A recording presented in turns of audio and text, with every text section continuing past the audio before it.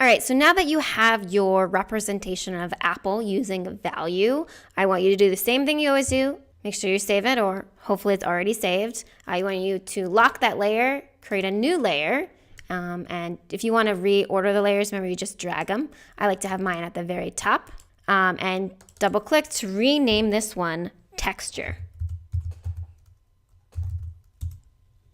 And then same as always, you're going to go to your texture board.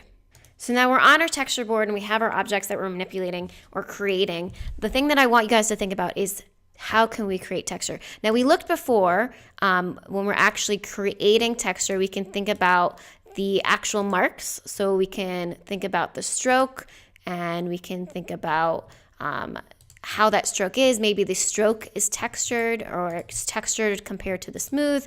Maybe the fill is. Maybe you're using an effect because we have effects that can add texture. And there's a lot of them here. There's a whole entire one that says texture. The scribble one, which is a cool one to think about, and we're going to use preview, that provides texture. Remember, make sure that you're selecting either the whole entire objects or just the fill. So if I want to undo that and get rid of the fill, and I'm just going to select the whole entire object and go effect, and I'm going to look for the stylized scribble.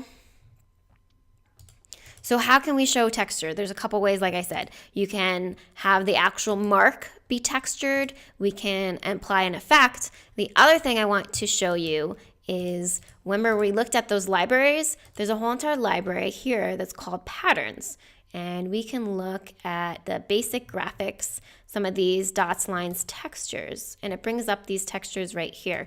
So remember we talked about how you can have multiple fills and multiple strokes. What if you add another fill and you added some texture to it? What happens then, right? So what happens when I select an object and I create multiple textures and some of those textures have fills? What if I have another fill and there's another texture on that? What keeps happening? So within your texture artboard, I want you to play around with the idea of texture. How can you add texture?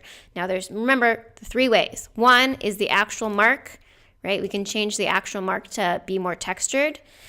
Number two is we can use some of the effects to add texture, right? We have the texture effects here. We have the stylize and scribble effects. And number three is that we can look at the library of patterns and actually look at the texture patterns and add multiple fills for texture. So now I want you to go off and experiment.